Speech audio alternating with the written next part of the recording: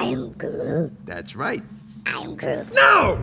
Hey everyone, I'm Rebecca, and welcome to It's a Good List, the series where we rank super random things that people have very strong opinions about. These are the titles that you'll see and go, oh my god, WatchMojo's running out of ideas, but I assure you it's a good list. Today, we're counting down our picks for the top 10 trees in pop culture. See? Told ya.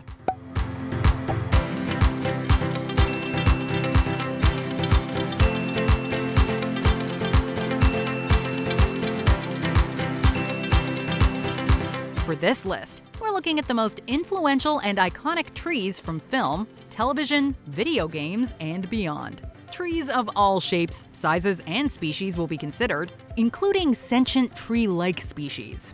That being said, tree houses do not make the cut, because it's usually the house that makes them special. Also, we will be leafing overtly predatory and problematic nightmare trees off. And let's have in our world some happy little evergreen trees. Which pop culture tree is your favorite and why? Tell us in the comments below. We should really try our best to truncate this list. Number 10, the Banyan Grove tree, Avatar: The Last Airbender, and The Legend of Korra. I know this is gonna sound weird, but I think the swamp is calling to me. More than just the heart of the swamp it calls home, the Banyan Grove tree is the swamp. I reached enlightenment right here under the Banyan Grove tree. I heard it calling me, just like you did. It boasts a root structure spreading miles in every direction, connecting everything in the surrounding area. If that sounds like an elaborate analogy, that's because it is. As Hugh, the tree's guardian, explains, the world is, metaphorically speaking, one giant Banyan Grove tree. Infused with spirit energy, the Banyan Grove tree taught important lessons to both Aang and later Korra. It's beautiful. The roots of the Banyan Grove tree spread out for miles in every direction, connecting this whole swamp. The Legend of Korra also introduced the Tree of Time. Located in the spirit world, this ancient tree served as a prison for the spirit Vatu. And then Korra goes inside it for some reason. And turns into a giant kaiju. It's yeah, that's right. awesome and horrible at the same time.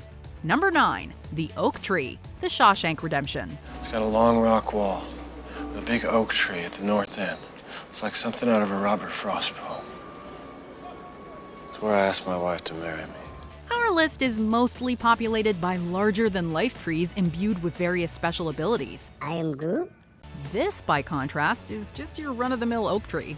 Ouch, we forgot that trees don't like the word mill. What we meant to say is that this is an ordinary tree in a very grounded film. And yet, within the context of the movie, this oak tree takes on incredible symbolic value. Yeah, I mean, I think that could be like top 5, honestly, in terms of significance to the plot. Since the film's release, it's been synonymous with hope and new beginnings. Sadly, after being damaged by lightning, ants, and strong winds, the oak tree was finally felled in 2016 at an estimated age of 180 to 200 years. It lives on, however, as a powerful image from one of the greatest films ever made. Sorry, is this too sappy? Number 8, the Great Deku Tree, The Legend of Zelda franchise. I have watched over Hyrule since time immemorial. Many have referred to me over the ages as the Deku Tree. Trees are the unsung heroes of gaming. Too much? Okay, fine. But as Matt Elliott of PC Gamer argued in 2018, they're actually a great metric for gauging the progress of video game design. And while they usually fade into the background as part of the environment, there's one tree that has taken root in our hearts. Even my patience has limits, you know. And we're here to say that the Great Deku Tree has consistently looked great, dating back to its first appearance in Ocarina of Time on N64. Our researcher has it as an A, which means like top 4. Seriously, with that bushy mustache, he's like the Tom Selleck of trees. Okay, Wind Waker is an exception. More than just being the most popular tree around, he's played an important role in multiple installments of this beloved franchise. Number 7, the Weirwood, the A Song of Ice and Fire franchise. There are several Weirwoods. Well, yeah, but there's the one. Honestly, We wish these creepy trees would take a leaf from the page of the Deku Trees book. With their silver white bark and ruby red foliage, they're actually beautiful when seen from afar.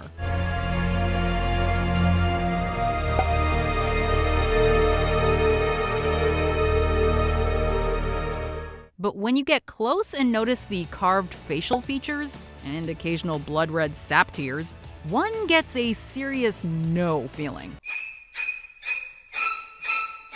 And don't even get us started on the sinister root structure. Creepy though they might be, the Weirwoods are an important symbol in both Game of Thrones and its source material, A Song of Ice and Fire.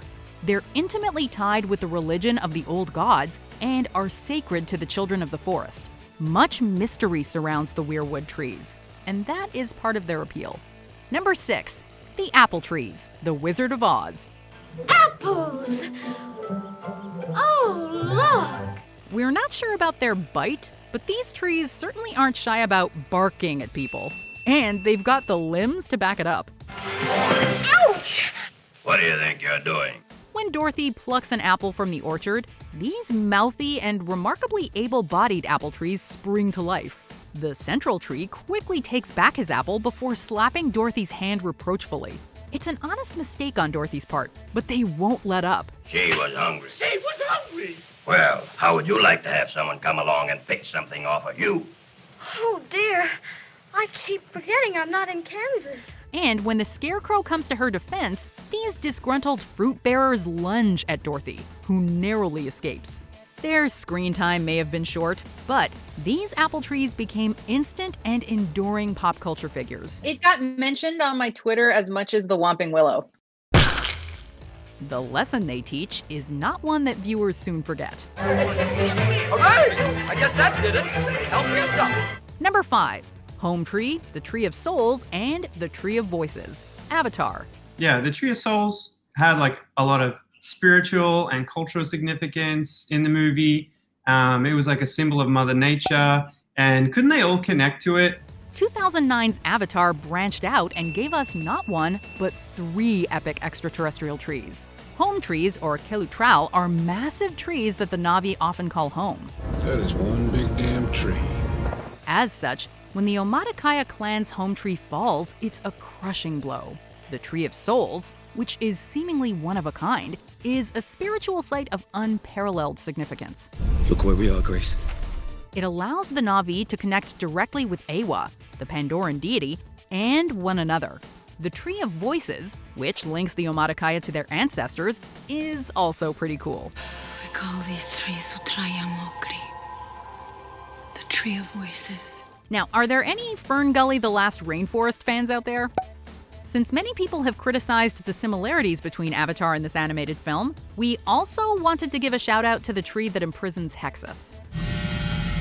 Freaky. Number 4, Grandmother Willow, Pocahontas. Grandmother Willow, I need to talk to you. Good morning, child.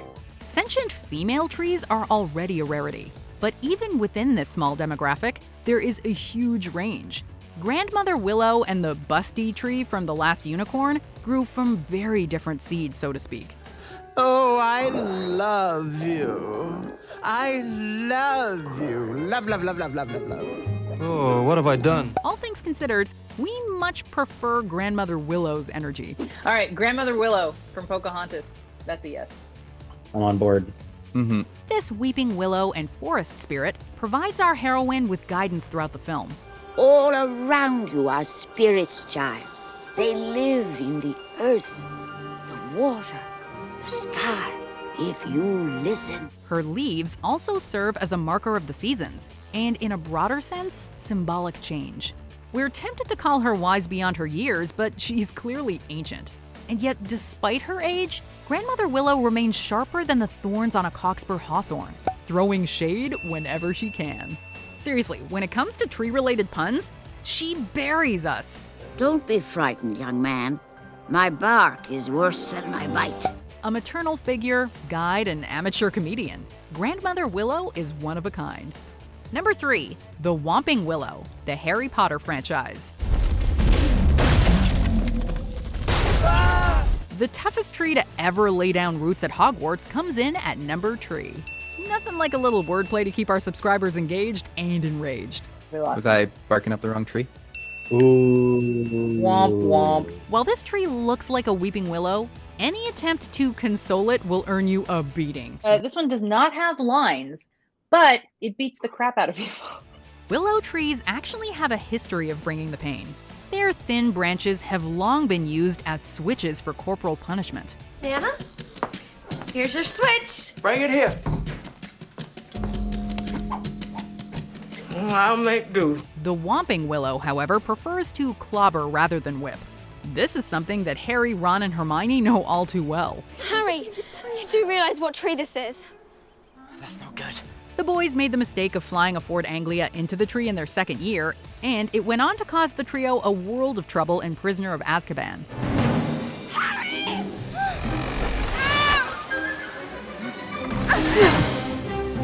It's a naughty tree, but it serves a purpose.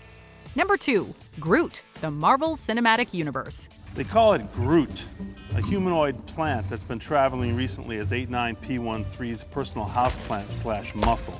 Who could have predicted that a sentient extraterrestrial tree, only capable of saying its own name, would become such a universally loved character? If a tree has lines, it's automatically going to rank higher. I am Groot. So what? In the source material, Groot had been a C-list character at best since his creation back in 1960. On screen, however, Groot is a walking lesson in physical comedy and a testament to the fact that sometimes, when it comes to dialogue, less is more. I'm Groot. Tree, pour what's in the cup out into space and go in the cup again. You speak Groot? Yes, they taught it on Asgard. It was an elective. We fell in love with Groot the moment we met him, but his sacrifice in Guardians of the Galaxy Volume 1 solidified him as the team's greatest hero. We are Groot. Since then, we've thankfully had the chance to spend time with baby Groot and teenage Groot, and our appreciation for the character has grown with him. I'm Groot. That's right. I'm Groot. No! No, that's the button that will kill everyone. Try again. When I did my rank, I had him at 2. Before we unveil our top pick, here are some honorable mentions. Forrest and Jenny's tree, Forrest Gump. This massive oak tree is at the heart of their relationship. If there's anything you need, I won't be far away.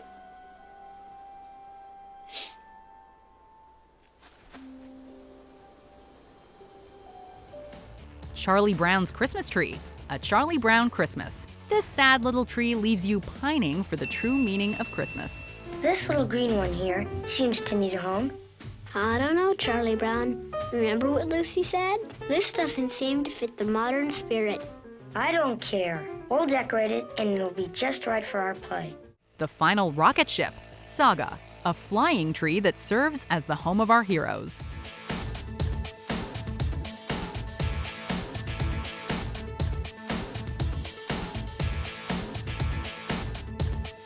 The Tree of Life, the Fountain. Whether you get the film or not, this tree certainly makes an impression.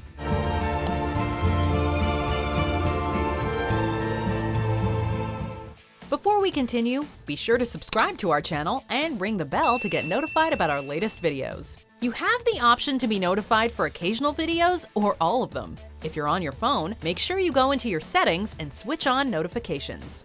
If you want to be involved in the ranking and debating process for these lists, come check out my Twitter at Rebecca Brayton, where every so often I'll ask for your choices on a certain pointless topic. Number 1, the Killer Trees, The Happening. Hello? My name is Elliot Moore. I'm just going to talk in a very positive manner, giving off good vibes. We're just here to use the bathroom, and then we're just gonna leave. I hope that's okay. Just kidding. What? No. Sure, they were more interesting than the wooden performances, but that's not saying much. Number 1, Treebeard, the Lord of the Rings franchise. Treebeard, Lord of the Rings, number 1. 100%, number 1. We've met many fine trees on this journey through the pop culture forest. But in the end, it's the iconic sentient tree from the Lord of the Rings that earns the honor of being our top Ent tree. See what we did there? Entry? Ent tree? It's talking, Mary. The tree is talking. Tree? I am no tree. I am an ent.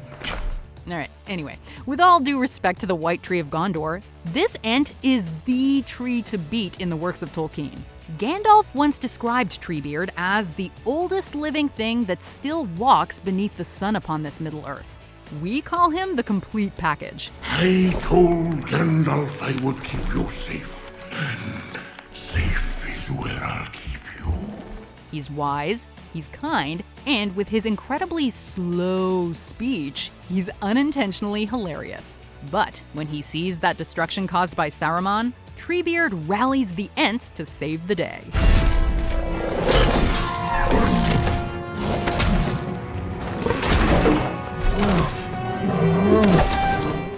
I'm glad we branched out for this one.